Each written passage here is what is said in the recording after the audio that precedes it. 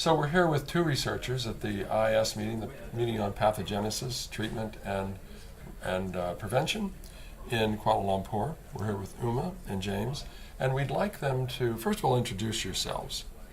Yes, I'm Una O'Doherty. I work at the University of Pennsylvania. Mm-hmm. And I'm James Williams. I work at the University of Oxford and I'm a PhD student. What we're wanting to do is understand what it is you brought to the conference, because it is important work. It's towards a cure. It's material that would be a piece of the puzzle. And I'll let you, Una, start with what it is you brought to the conference. Thank you. My work focuses on understanding latent reservoirs, and in particular, we have made discoveries that suggest that the reservoir isn't completely invisible. Mm-hmm. And in particular, the first clue we had that our reservoir wasn't invisible related to a latent model we were working on, which showed that resting infected T cells, while not capable of producing infectious virus, did actually express low levels of HIV proteins, a protein called GAG. And we refer to that reservoir as the GAG positive reservoir to distinguish it from the reservoir that is completely silent. And importantly, we found that this reservoir could be reduced by the immune response or the cytotoxic T cell response. And so that's a hopeful finding.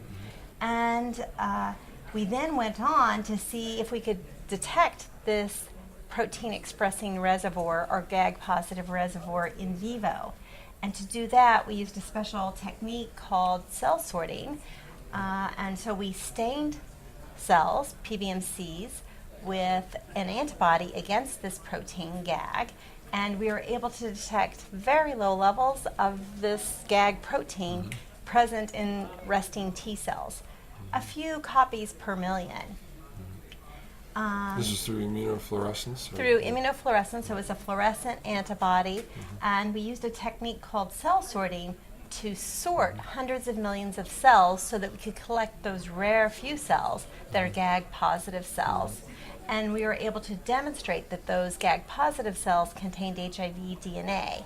And so that proved that that staining was specific, not just some noise in our system. Since it was just a few cells per million, it was important to do that. Importantly, up to 2% of the reservoir turned out to be expressed spontaneously. There are still unanswered questions. We don't know really what fraction of the reservoir is spontaneously expressed. If a lot of it's expressed spontaneously over time, that would be very important. And we also don't know what fraction of the reservoir could be stimulated to be expressed. For example, when you give a patient SAHA or some drug that's supposed to target the reservoir. So we think our technique could be useful for people who are designing drugs that they want to test if they're effective against making the reservoir be expressed. We now have a technique that could say, yes, your drug does increase expression of the reservoir. So would you consider what you've done now validated, or would you think there's more work to be done? Oh, no, we've only done this experiment 4 times now in total in 4 different patients with antiretroviral therapy. But we've submitted it for peer review, and it should be published soon. Okay, well, very good. James, let's hear from you. What did you bring to the conference? Well, our lab is interested in HIV DNA levels and how they might be seen as predictors of how well people will do after therapy. So we have access to a unique clinical trial called the Spartak trial. All patients to this trial were recruited early in primary HIV infection. And numerous studies now have shown that these HIV DNA levels, which represent the viral reservoir in patients who are on therapy, are predictive of time to viral rebound and viral set point and other clinical markers for progression. But what we wanted to look at in our cohort is in patients who were treated for 48 weeks, whether the level of HIV DNA present could be predictive of the clinical trial endpoint. And the clinical trial endpoint is after therapy stops, how long it takes for CD4 T cell counts to fall below 350. And we found indeed that both the HIV DNA levels, as measured by a total qPCR assay, which measures integrated and an unintegrated DNA, and an integrated HIV qPCR assay, that these were indeed significant predictors of time to primary endpoint. However, we could not find a relationship between the proviral DNA levels and time to viral rebound. So because of these findings, we think if you can limit the reservoir in the first instance, for example with a Mississippi baby who was treated within 31 hours of infection, if you can limit this reservoir, chances are that you will do better if the therapy stops, and maybe this can lead to functional cure, for example. However, this is an early stage, and other clinical trials are being set up at the moment in the UK as part of the Cherub collaboration, which will look at longer periods of treatment, for example, which we think is needed, and also earlier treatment. So that will be your next step. And, Absolutely. And what can you talk more about those trials as you might see them be designed? Well, there are numerous trials being designed looking at different therapies, for example, such as the effect of immunoglobulin and the effect of chemotherapy agents. But also the trials will be looking at, as I say, longer periods, and I am not sure exactly what levels of development these are, but John Frater, who's the lead on the Cherub collaborative investigation in the UK, will be able to answer further questions on it.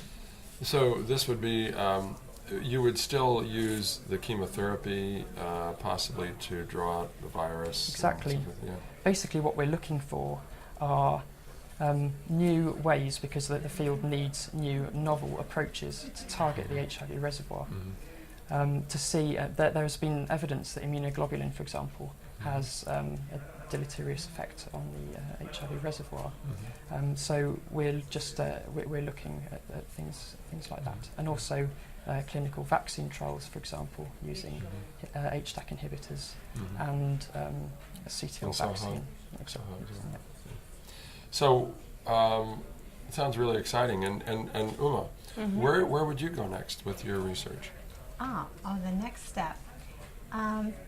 So I think one of the most important things that I could contribute is to understand which therapies enhance the GAG-positive reservoir the most, and if CTL in the body can then clear that GAG-positive reservoir.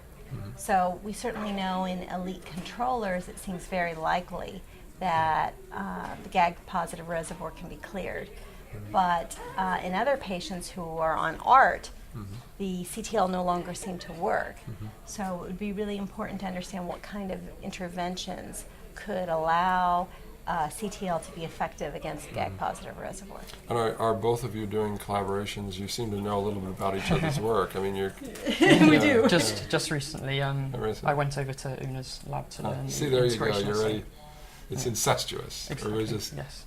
knowing everybody else's work. But it is a good thing. Yeah. I mean, you seem to... I mean, that's the reason this conference exists. Exactly. So that people will be able to peer review. It's always good to bring people together. Exactly. So have you just... because you're young folks and so forth in the business, as it were, how did you find the conference? Was it everything you expected it to be? I thought it was absolutely fascinating, and I've been given so many opportunities to present my work in all these different settings. It's the first conference I've presented at as well. I went to Keystone last year, and this is quite different. There's a lot more media attention against here. Your ship has been launched. Well, hopefully so, yes. There's been a real move, and probably IAS has played an important role to make the HIV community more collaborative. I know I myself collaborate much more now than I did 10 years ago, and I think it has facilitated advancement in HIV, so it's a fun meeting for that reason. Great. Well, I'm excited that you're appreciating the process, the peer review process, and this expanded networking that happens here. And I certainly expect to see more of you. I hope I'm around long enough to see the cure. And of course, if there is, I hope you're going to have a hand in it. Thank you very Both of much. you. Thank you. Thank you. Thank you. Thank Thank you. you.